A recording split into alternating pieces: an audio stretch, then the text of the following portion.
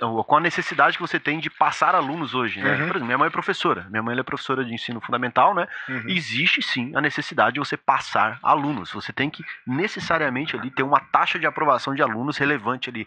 Não necessariamente aquilo significa um IDH bom, um analfabetismo funcional reduzido e tudo mais. Então, hoje a gente conversar um pouco aí sobre o que acontece com o Brasil. Enquanto alguns outros países crescem, a gente vai trazer alguns números de PIB, também de DH aqui. O que aconteceu com o Brasil? Há uma grande frase, né, do Marcos Lisboa, que ele fala que a gente ficou velho antes de ficar rico. A gente perdeu o boom demográfico, a gente perdeu o período de industrialização. E hoje eu trouxe aqui, junto com a mesa, para a gente conversar um pouco sobre o que aconteceu com o Brasil, o porquê que a gente não evoluiu nos últimos anos e o que tem na nossa história que faz com que a gente permaneça assim. Então tem o Matheus Malheiros aqui com o microfone. Olá. Também Eric aqui, Lucas e Lucas. Chama. E esse é o programa para fitness intelectual. Pessoal, ó, teve um atraso aqui, mas a gente já tá aqui. Obrigado pelos comentários, então vamos começar. Começando pelo básico, então vamos iniciar. Quais são os fatores que vocês veem aí que não são os óbvios? Óbvio, a gente vai falar de tributação, óbvio, a gente vai falar de falta de industrialização, de ser um país de commodity e tudo mais. Mas qual outro motivo aí que você acha, Lucas, que fez com que a gente não evoluísse tanto contra outros países, principalmente PIB, DH e tudo mais? É complicado sair do que a gente chama de básico e mais comentado, né? Porque quando a gente volta para um país com baixa eficiência tributária, vem com a falta do boom demográfico, né? Da gente ter participado efetivamente disso. Uma margem interessante, que é uma coisa que a gente não espera, né? Em 2021 a gente registrou um investimento em educação maior que o próprio Canadá.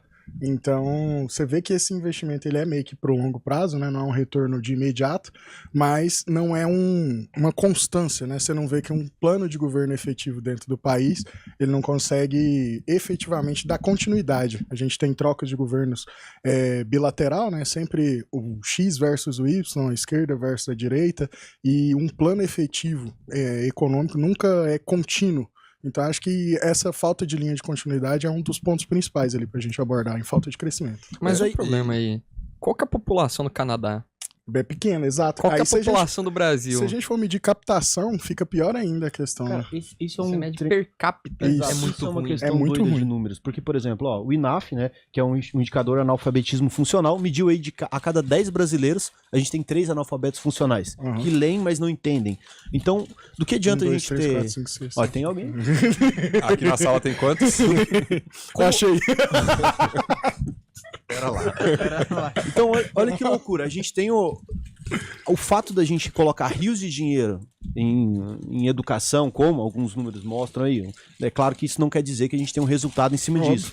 Então, um dos grandes pilares que a gente pode ver é o pilar educacional, né? A capacidade. Vocês sabem que o quão mais fácil é você, com a necessidade que você tem de passar alunos hoje, né? Por exemplo, minha mãe é professora. Minha mãe ela é professora de ensino fundamental, né? Existe sim a necessidade de você passar alunos. Você tem que necessariamente ali ter uma taxa de aprovação de alunos relevante ali. Não necessariamente aquilo significa um IDH bom, um analfabetismo funcional reduzido e tudo mais. Então, esses números eles maqueiam um pouco a nossa realidade, né? Do quão de fato mesmo é um desenvolvimento educacional. Isso é bem complexo porque tem até um conflito de interesses aí, né? Que a margem de popularidade ali de cada escola estadual, ela tá vinculada com as notas que ela tira ali nas provas nacionais realizadas, né? E ainda tem uma margem de aprovação dentro de instituição pública. Então é meio que obrigatório cumprir essa margem de aprovação para manter o número de alunos. Isso é um conflito meio complexo. E foi um dos grandes pontos da China, que ela fez ali a população dela realmente ir para outros países, aprender ali as partes técnicas de como fazer a parte industrial mais forte no próprio país, trazendo de volta ali que tinha um pré-acordo com a população, nada arrojada. Mas teve um grande fator que fez a China crescer, foi esse investimento na educação que eles fizeram lá atrás. E uma coisa, isso é interessante, né? Porque também o câmbio pesa muito. Porque imagina o seguinte, você é um cérebro bom aqui no Brasil, né? Então você tem a capacidade intelectual, seja para infraestrutura, para o agro, para alguma coisa, e aí você vai sair do Brasil para estudar.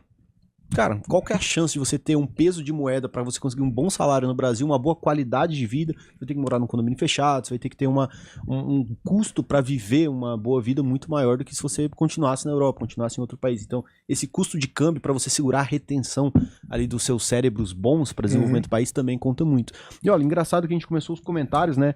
E o Marlon Máximo, ele colocou, ó, é óbvio que é uma gravação. Isso aqui seria um comentário para eu falar que não é uma gravação, mas sim, mas é uma gravação. Eu não li o seu comentário aqui, ó. A gente adivinhou. É tudo estratégia dele. O John já mandou aquele comentário bom que é o quê? Anos e anos de esquerda, você quer o quê? Cara, a esquerda tá há 500 anos no Brasil, isso mesmo, né? Só isso mesmo. Falar pra vocês uma coisa.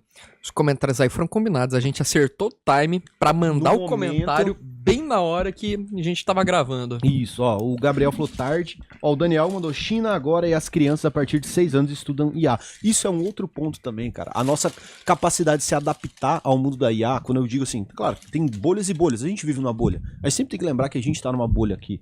A gente tá na cidade.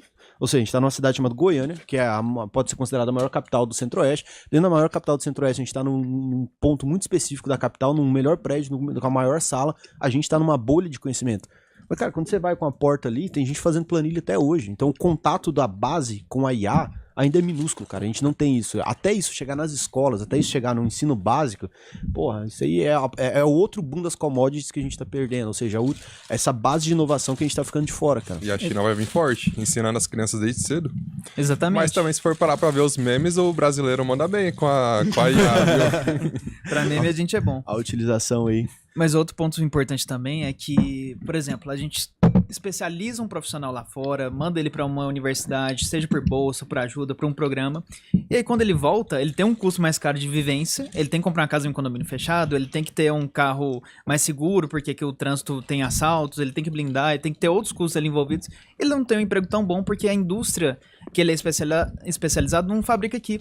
A gente compra de fora. Então, por exemplo, um cara que é muito especializado em fazer um certo tipo de motor e ele ganha um salário muito bom para aquilo, o emprego dele tá lá fora, ele não tem emprego aqui. Aqui ele vai ter que virar professor, por exemplo, que apesar de ser uma profissão muito nobre, ele não se especializou para aquilo. Ele focou em outra área. Um exemplo muito fácil disso, um exemplo pessoal meu, eu tenho conhecidos que fazem física, que têm intenção de ser professores e tem engenheiros físicos. Os engenheiros físicos, o plano deles é sair para a China, sair para a Europa, enquanto os físicos que estão especializados na licenciatura planejam ficar aqui, porque aqui eles sabem que eles vão ter emprego no ensino, mas na indústria em si, para especialização, um trabalho de valor agregado maior para o país, a gente não tem esse ponto para empregar eles. Eles ficam lá fora e permanecem lá fora, até se adaptarem a outro país.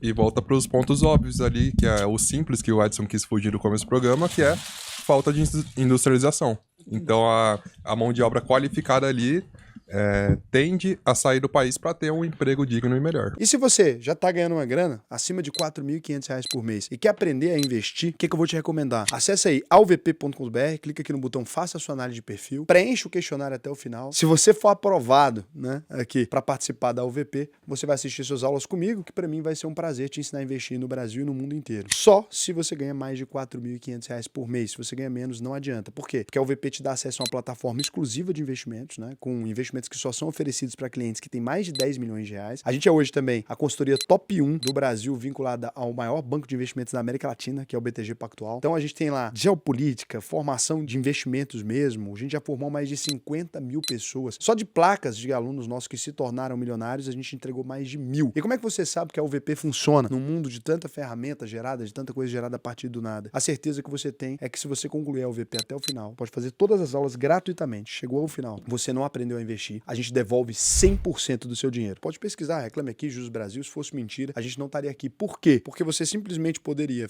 fazer a UVP e falar: Raul, eu não aprendi a investir, pegar o dinheiro de volta, ou se a gente não te devolver, você me processa. Ganhou de graça 10 mil reais. Investimento melhor que isso não tem, né? E você vai perceber, se você buscar pela UVP, que a gente nunca teve nenhum processo. Só quem processa a gente é corretora safada, porque perde dinheiro com as coisas que a gente ensina. Então eu recomendo que você vá lá e faça o seu cadastro. Se você for aprovado, não é todo mundo que é aprovado, vai ser um prazer para mim te ensinar a investir aí.